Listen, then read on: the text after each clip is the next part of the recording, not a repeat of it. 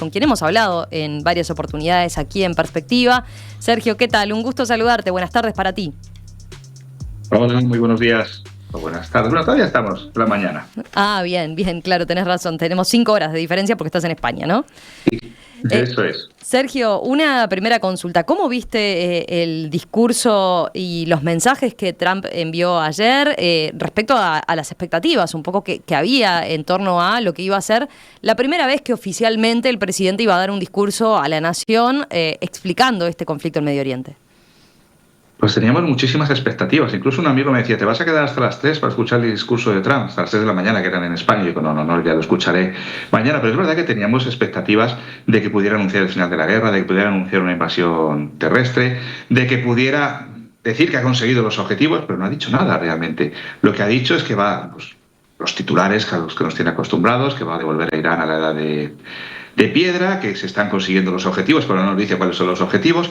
Pero Trump está en una situación muy complicada porque, lo estabais diciendo ahora, el principio de la guerra, el 28 de febrero, el objetivo de Trump era claro: acabar con el régimen iraní, hacerse con el control del petróleo y a partir de ahí tener las manos libres para controlar el petróleo venezolano, el petróleo iraní y los precios internacionales del petróleo. Ese era el gran objetivo.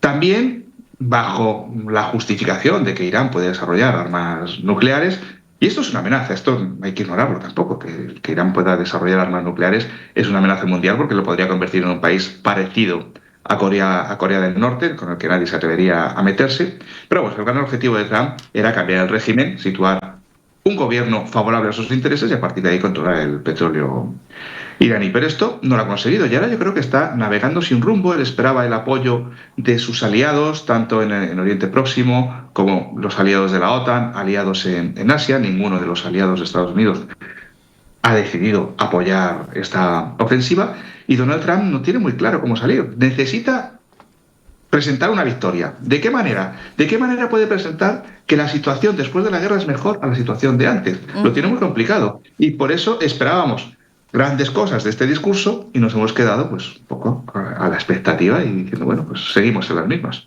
Él señala, los sitios nucleares que arrasamos con los bombardeos B-2 han sido golpeados con tanta fuerza que se necesitarían meses para poder acercarse al polvo nuclear y los tenemos bajo una intensa vigilancia y control por satélite, por ejemplo. Pero bueno, ¿qué tan real puede ser eso que él señala, ¿no? ¿Qué tan complicado está realmente o qué tanto logró destruir, mejor dicho, de lo que es el arsenal nuclear iraní a esta altura?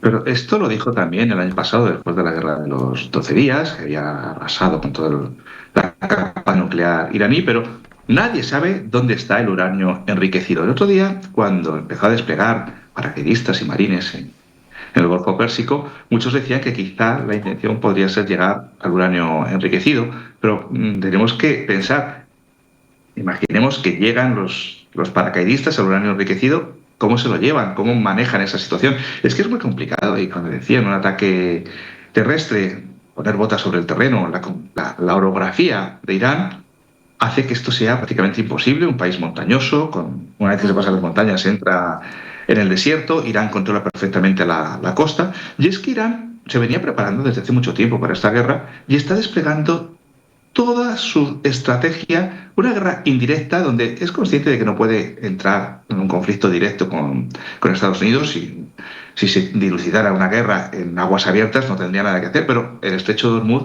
es un paso que controla perfectamente y por donde pasan todos los días millones de barriles de petróleo. Esto está estrangulando la economía, además está utilizando los proxies, las armas que tiene, los misiles balísticos, los drones, mucho más baratos que los sofisticados equipos israelíes o estadounidenses, Hezbollah, los hutíes de Yemen, y de esta manera se está empezando a sentir muy fuerte porque ve que Estados Unidos no puede doblegarlos.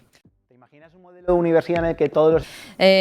Sí, eso ahí está, contrasta con el discurso, ¿no?, de ayer de Trump, donde permanentemente arengaba y hablaba del trabajo que habían hecho las Fuerzas Armadas estadounidenses, pero además veía ayer algún especialista en materia de seguridad. Hay que tener presente también que Irán puede y tiene túneles, ¿no? Donde Estados Unidos dice, bueno, estoy monitoreando aéreamente y la vigilancia, pero esto puede ser, y es lo que introduce gran incertidumbre, ¿no? Respecto a cuál es efectivamente la situación en Irán y las complejidades para seguir teniendo en cuenta lo que te decís, ¿no? La extensión, lo montañoso, lo dificultoso del territorio, pero además esto, ¿no? Lo que pueden ser incluso los túneles donde evidentemente puede haber más armas nucleares.